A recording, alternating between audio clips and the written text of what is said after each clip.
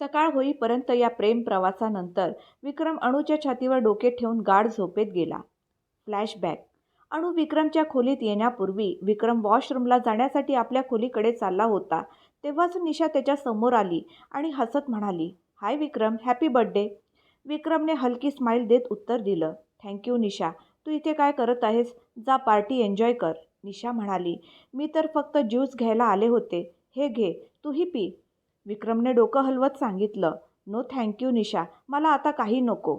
त्यावर निशा हसत म्हणाली, अरे तू तसंही आमच्यासोबत पार्टीत येत नाहीस, निदान हा ज्यूस तरी माझ्यासोबत पिऊ शकतोस. विक्रमला समजलं की जर त्याने पिलं नाही तर निशा इतक्या सहजासहजी त्याला सोडणार नाही, म्हणून त्याने पूर्ण ज्यूस संपवला. मग ग्लास निशाच्या हातात देत हसून विचारलं, आता खुश? निशाच्या डोळ्यामध्ये चमक आली. ती म्हणाली, हो, खूप खुश. ठीक आहे निशा, मी माझ्या रूममध्ये जातो, तू पार्टी एन्जॉय कर, असं म्हणत तो आपल्या रूममध्ये गेला. पण जसा तो वॉशरूममध्ये गेला तसा ज्यूसमध्ये मिसळलेल्या ड्रगचा परिणाम होऊ लागला. विक्रम गेल्यावर काही मिनिटातच निशाही तिथून निघण्याचा विचार करत होती. पण तेवढ्यात कोणीतरी त्या रूममध्ये आलं आणि दार लॉक केलं.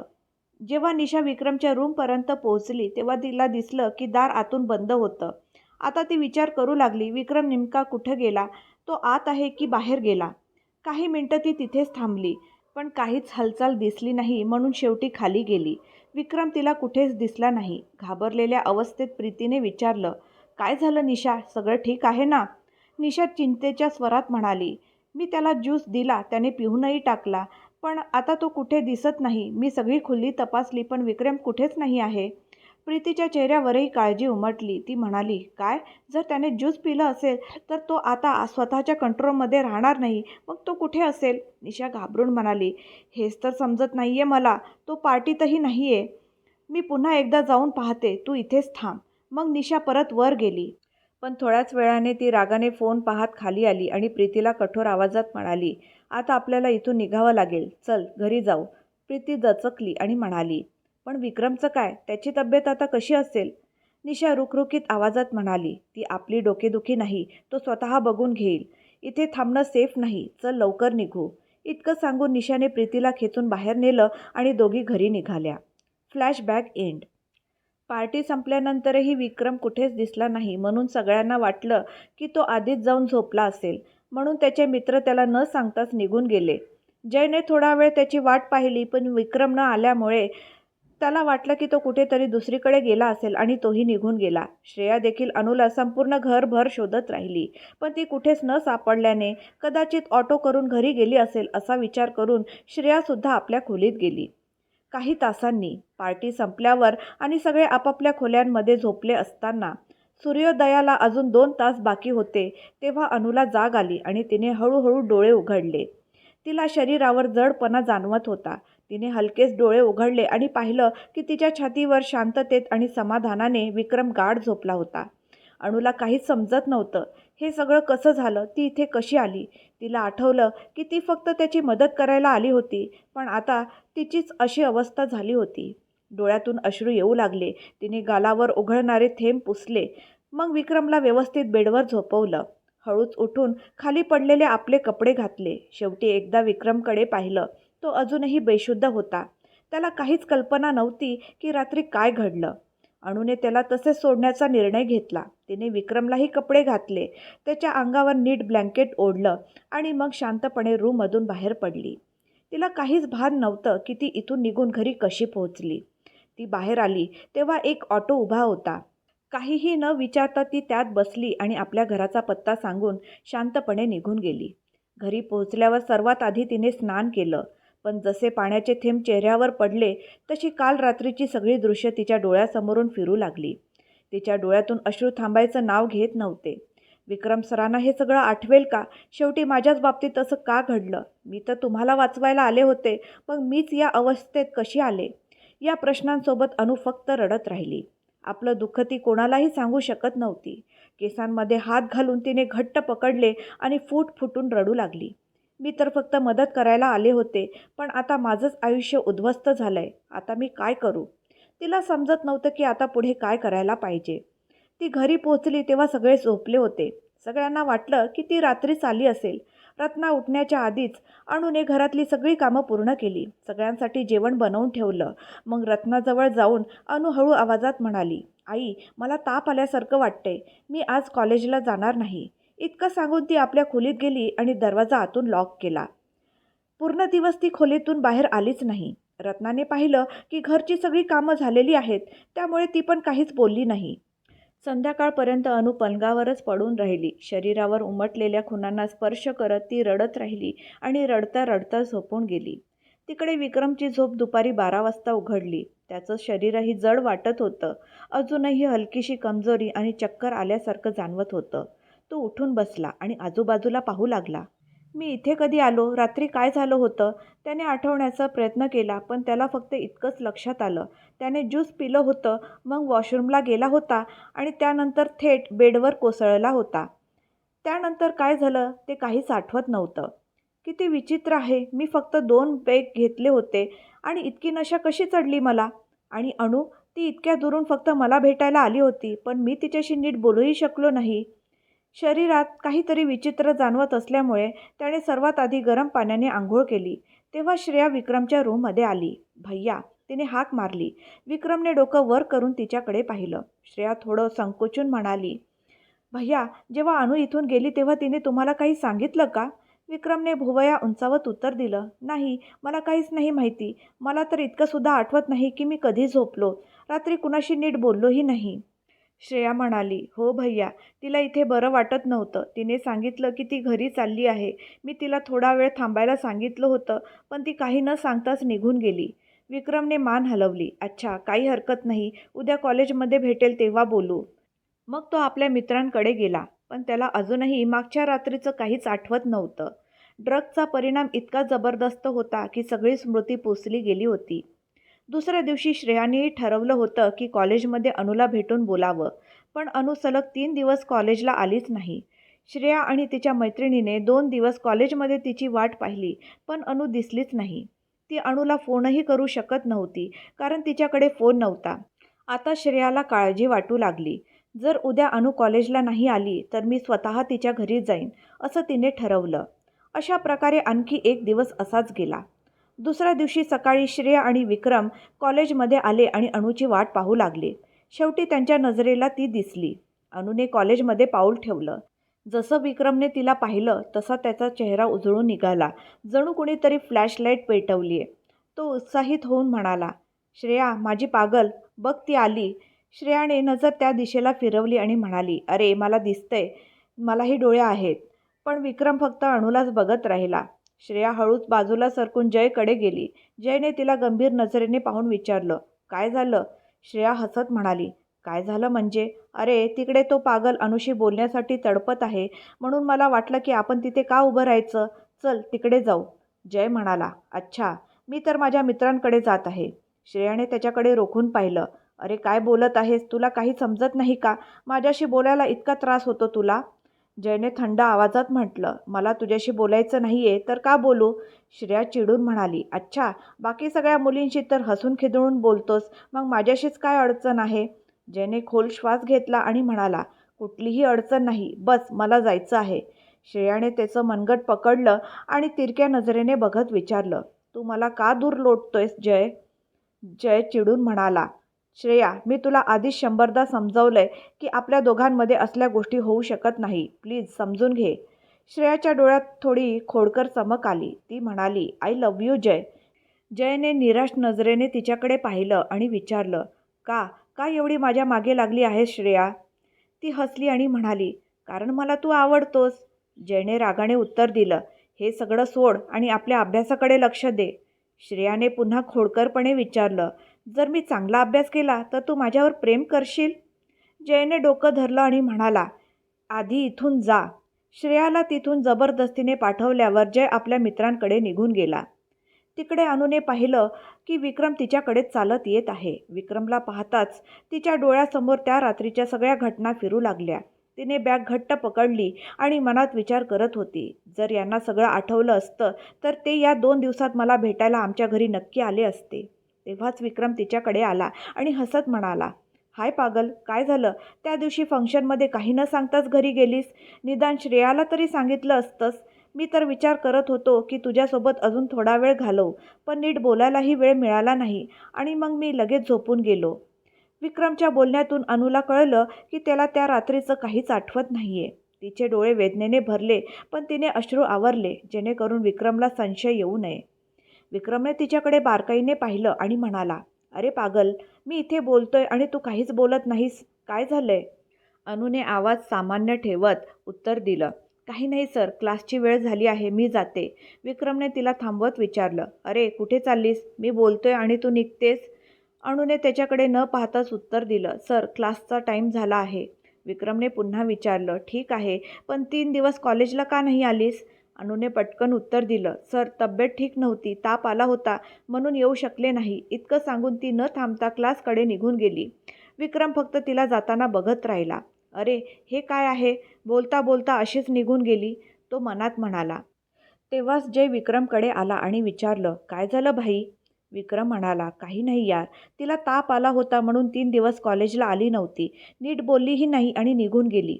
जयने मिश्किलपणे विचारलं, "आता तू यासाठी परेशान आहेस का की माझी बहीण तुझ्याशी बोलली नाही?" विक्रम म्हणाला, "हो यार, मी 3 दिवसापासून तिची वाट पाहत होतो आणि तिने एक शब्दही नाही बोलला. तुझ्या बहिणीत खूप घमंड आहे. एकदा ती माझ्या हाताला लागली तर मी तिचा सगळा अहंकार काढून टाकेन." "चल रे, जेव्हा माझी बहीण तुझ्याकडे येईल ना, तर तू तिचा पदर पकडून मागे मागे फिरशील. खूप जणांना पाहिलंय मी." "नाही यार, चल क्लासला जाऊया." आणि दोघं क्लासमध्ये गेले. अणू आली आणि शांतपणे श्रेयाच्या शेजारी बसली. श्रेया म्हणाली, "मी तुला फोन करायचा विचार केला होता, पण तुझ्याकडे फोनच नाही. निदान आता आलीस तरी. काय झालं? इतके दिवस कुठे होतीस? फंक्शनमधूनही काही न सांगताच कशी गेलीस? मला किती भीती वाटत होती. माझं तिकडे मनच लागत नव्हतं." अणूने थोडक्यात उत्तर दिलं, "असं काही नाही श्रेया, मला अशी पार्टी आवडत नाही म्हणून निघाले." श्रेयाने पुन्हा विचारलं, "खरं सांग, तिथे कुणी काही बोललं का तुला?" अणूने उत्तर दिलं, "नाही, असं काही नाही. फक्त ताप होता म्हणून कॉलेजला येऊ शकले नाही." श्रेया म्हणाली, "ओ, तू ठीक आहेस ना? काश मी घरी येऊन बघितलं असतं." अणू म्हणाली, "काही नाही होत श्रेया, आता मी ठीक आहे." तेवढ्यात सर आत आले आणि दोघी गप्प बसल्या. अणूने आपलं दुःख लपवण्याचा कितीही प्रयत्न केला तरी तिला त्यात यश मिळत नव्हतं. तिला भीती वाटत होतं की कुणी तिचे अश्रू बघेल. म्हणून ती वॉशरूममध्ये गेली. वॉशरूममध्ये जाऊन आरशासमोर उभी राहून ती रडत स्वतःलाच विचारू लागली, "शेवटी माझ्याच बाबतीत असं का होतंय? आता मी काय करू देवा?" खूप वेळ ती तशीच रडत राहिली. नंतर चेहऱ्यावर पाणी शिंपडून बाहेर आली. जशी ती बाहेर आली तिच्यासमोर कुणीतरी उभं होतं. अणू तिला बघून बाजूला सरकली आणि बाहेर जायला लागली. "ओय, कुठे चालली आहेस?" निशाने तिला चिडवण्याच्या सुरात आवाज दिला. "काय आहे?" अणूने रागाने निशाकडे पाहिलं. निशा म्हणाली, "काय आहे? तू असं बघशील तर मी घाबरून जाईन काय?" तिने अणूला मागे ढकललं. धक्क्याने अणू पडता पडता वाचली. तिने भिंतीचा आधार घेत स्वतःला सावरलं. निशा रागाने म्हणाली, "तुला काय हवं आहे?" अणूनेही निर्धास्तपणे उत्तर दिलं, "मला काय हवं हे महत्त्वाचं नाही. आधी तू सांग, तुला काय हवं आहे?" निशा रागाने म्हणाली, "तुझ्यासारखी घाणेरडी लोकं आमच्यासारख्या श्रीमंत लोकांच्या कौटुंबिक समारंभात का येतात? बेशर्मीने विक्रमच्या घरी फंक्शनला का आली होतीस?" इतकं म्हणत निशाने रागाने अणूला भिंतीवर दाबलं आणि तिचा गळा पकडला. "तुला लाज नाही वाटली इतक्या मोठ्या घरात यायला?" अणू सुटण्यासाठी धडपडत होती. "काय करत आहेस? सोड मला." अर्धा तास दोघींमध्ये वाद झाला. त्यानंतर अणूला क्लासमध्ये थांबायची इच्छा नव्हती. तिने आपली बॅग उचलली आणि सरांकडून परवानगी घेऊन घरी निघाली. श्रेयाने तिला थांबवण्याचा प्रयत्न केला, पण अणू थांबली नाही. श्रेया विचार करू लागली, हिला काय झालं की ही अशी घरी निघून गेली? सकाळपासूनच उदास होती. शेवटी काय झालं असेल? अणू इतकी रडत होती की ती घरी कशी पोहोचली हेही तिला समजलं नाही. तिचे अश्रू थांबायचं नावच घेत नव्हते. ती इतकी रडली की थकून बेशुद्ध होऊन आपल्या खोलीत कोसळली. इकडे कॉलेज सुटल्यावर विक्रम पटकन क्लासमधून बाहेर आला आणि अणूची वाट पाहू लागला. श्रेयाला एकटी येताना पाहून त्याने मनात विचार केला, हे काय, माझी पागल कुठे गेली? श्रेया जवळ येताच विक्रमने विचारलं, "अणू कुठे आहे?" "ती दुपारीच निघून गेली. माहीत नाही काय झालंय तिला.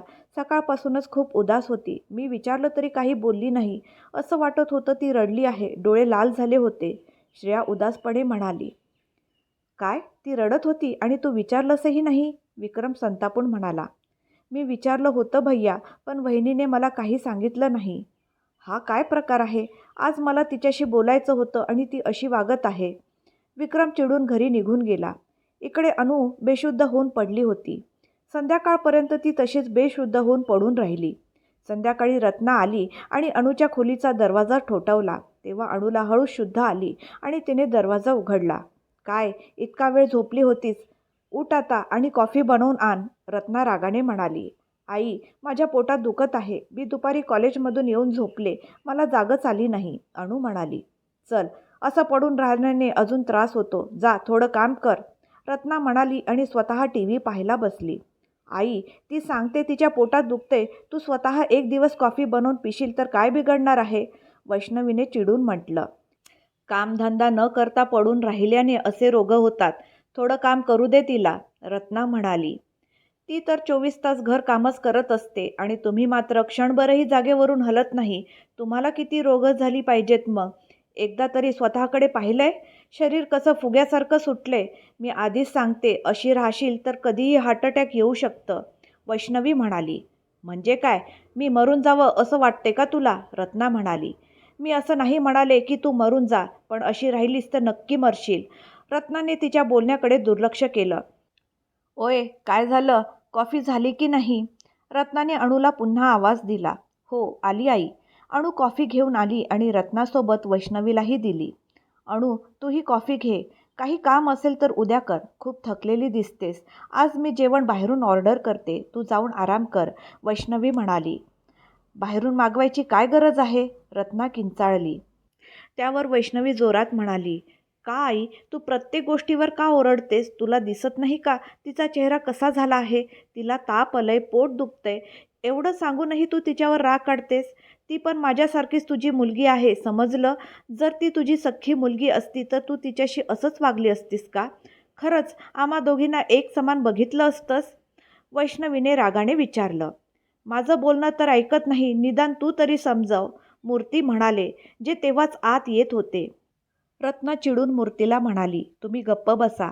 आता काय कमी आहे तिला? बाप लेक माझ्यावरच तुटून पडले आहेत. त्यावर वैष्णवी म्हणाली. तुम्ही आता काही बोलू नका बाबा. आई जेव्हा अणूशी अशी वागते तेव्हा तिला रागवा, धमकवा किंवा चांगल्याने समजवा तर ती कदाचित ऐकेल. तुम्ही नेहमी आईच्या हो मध्ये हो मिसळवता, त्यामुळे आई कुणाचं ऐकत नाही आणि अशी झाली आहे. रत्नाला आपल्या मुलीच्या बोलण्याचा खूप राग आला होता, पण ती काही बोलली नाही. तिनं आपला राग आतच गिळून टाकला. वैष्णवीनं अणूला कठोर आवाजात सांगितलं. अणू, तू आत जा. अणू गुपचूप आपल्या खोलीत गेली. बऱ्याच दिवसांनी तिला घरी थोडा आराम मिळाला होता. ती आपल्या खोलीत जाऊन बिछाण्यावर पडली. आईचा फोटो हातात घेतला आणि खूप रडली. आई, जर तू असतीस तर मीही सगळ्यांसारखी नीट मोठी झाली असते. असं घरकामातच अडकून राहिले नसते. हा विचार करत असताना तिला अचानक विक्रमची आठवण आली. खरंच तुम्हाला आठवत नाही का विक्रमजी, आपल्या दोघात काय झालं होतं? मी तुम्हाला ही गोष्ट कशी सांगू? तुम्हाला कधी आठवेल का नाही? जर कधी आठवलंच नाही तर माझं काय होईल? माझं आयुष्य कुठं जाईल? आतल्या आत ती तळमळत होती आणि रडता रडताच झोपी गेली. ती झोपली म्हणून वैष्णवीने तिला उठवलं नाही. संध्याकाळी अनु उठली तेव्हा वैष्णवीनं तिच्यासाठी जेवण गरम करून आणलं आणि तिला खायला दिलं. त्या दिवशी अणूला आपल्या बहिणीत आई दिसली, पण त्यावेळी तिला ना दुःख झालं ना आनंद. ती हळूच म्हणाली, वैशू, आज तुझ्यात मला माझी आई दिसली. खरंच का ताई? वैष्णवी प्रेमाने हसली. अणूचं जेवण होईपर्यंत वैष्णवी तिच्या जवळच होती. मग प्लेट उचलून ती बाहेर निघून गेली. इकडे घरी आल्यावर विक्रम खूप बेचैन झाला होता. निदान संध्याकाळी तो अणू घरी जाईपर्यंत तिचा पाठलाग करायचा, पण आज ते सुद्धा झालं नाही. तो विचार करत होता, काय करत असेल ती? का अशी निघून गेली? काय झालं असेल? जसजसे दिवस पुढे जात होते तसतसं अणूने विक्रमशी बोलणं खूपच कमी केलं होतं. श्रेयाशी ती फारशी बोलत नव्हती. त्याने अणूसोबत बऱ्याचदा बोलण्याचा प्रयत्न केला, पण त्याला संधी मिळत नव्हती. अणूचं वागणं पाहून श्रेया आणि विक्रम दोघंही विचार करत होते की ती असं का वागत आहे. कॉलेजमध्ये तिच्याशी जबरदस्ती बोलणं योग्य नाही असं ठरवून विक्रम गप्प राहायचा. शिवाय अणू एकटी विक्रमला दिसतच नसे. नेहमी ती आपल्या क्लासमेट्ससोबत किंवा बाहेर इतर विद्यार्थ्यांच्या गर्दीत असायची. एकटी असती तर विक्रम कसंही करून तिच्याशी बोलला असता. अणू विक्रमला टाळत आहे हे पाहून वैशांकला वाटलं की ही एक चांगली संधी आहे आणि अणूसोबत मैत्री करण्याचा प्रयत्न केला. वैशाखने बोलण्याचा प्रयत्न केला तरी अणूने त्याच्याशी एक शब्दही बोलला नाही. जेव्हा अणूने काहीच प्रतिसाद दिला नाही तेव्हा वैशाखने विचार केला, अणूशी जबरदस्ती बोलायला पाहिजे. एकदा कॉलेज सुटल्यावर अणू क्लासरूममधून बाहेर येत होती तेव्हा वैशाखने तिला जबरदस्ती जिथे कोणी नव्हतं अशा ठिकाणी नेलं. अणू घाबरून छटपट करत म्हणाली, सोडा मला, तुम्ही काय करताय? प्लीज सोडा मला, मला भीती वाटत आहे. वैशाख म्हणाला, अणू प्लीज घाबरू नकोस. जसं तू विचार करतेस तसं मी काही करणार नाही. मला फक्त तुझ्याशी थोडं बोलायचं आहे. तू मला संधीच देत नव्हतीस म्हणून मी तुला इथे आणलं. आता शांत हो. असं म्हणून त्याने तिचा हात सोडला. अणू घाबरून म्हणाली, मला तुमच्याशी काहीच बोलायचं नाही. प्लीज मला जाऊ द्या. वैशाख पुन्हा म्हणाला, ठीक आहे ठीक आहे, मला फक्त 2 मिनटं बोलू दे, मग तू जा. अणू, तू मला खूप आवडतेस. मी तुझ्यावर प्रेम करतो. पहिल्यांदा तुला पाहिलं तेव्हाच ठरवलं होतं, जर मी लग्न करेल तर तुझ्याशीच करीन. अणू, मी तुझ्या कुटुंबाची सगळी माहिती घेतली आहे. मला माहीत आहे तुझी आई नाही. फक्त एकदा हो म्हण, मी तुला माझ्या हृदयात ठेवीन. मी तुझ्यावर किती प्रेम करतो त्याची तुला कल्पनाही नाही. तू माझं आयुष्य आहेस, माझं प्राण आहेस. कृपया माझ्या प्रेमाचा स्वीकार कर. हे ऐकून अणू घाबरून म्हणाली, प्लीज मला हे सगळं नाही आवडत. मला जाऊ द्या. वैशाख म्हणाला, ठीक आहे, लगेच उत्तर देण्याची गरज नाही. एकदा माझ्या बोलण्याचा विचार करून बघ. जेव्हा तिला आवडत नाही तर तू का बकवास करतोयस? विक्रम तिथेच भिंतीच्या बाजूला स्टायलिश अंदाजात उभा राहून त्या दोघांना बघत म्हणाला. विक्रमला पाहून अणूला थोडासा दिलासा वाटला, पण वैशाख चिडला आणि गंभीरपणे म्हणाला, विक्रम, हा मामला तुझ्याशी संबंधित नाही. तू मध्ये काय येतोयस? विक्रमने भुवया उंचावत अणूला विचारलं, काय तू ह्याच्याशी बोलणार आहेस? अणूने नकारार्थी मान हलवली. चल मग. विक्रमने अणूचा हात धरला आणि ती त्याच्या मागे चालू लागली. जाताना विक्रमने मागे वळून वैशाखकडे पाहून अहंकारी स्माईल दिली. अणू विक्रमसोबत गेल्यावर वैशाख संतापाने वेडा झाला. छी, प्रत्येक वेळी हा मध्ये येतो आणि सगळं बिघडवतो. जितकं उडायचंय तेवढं उडू दे. शेवटी मीच तिला माझी करीन. वैशाख अहंकाराने पुटपुटत तिथून निघून गेला. भेटूया पुढच्या भागात. आजचा भाग तुम्हाला कसा वाटला कमेंट करून नक्की सांगा आणि पुढचा भाग ऐकण्यासाठी माझ्या चॅनलला सबस्क्राईब करायला विसरू नका. धन्यवाद.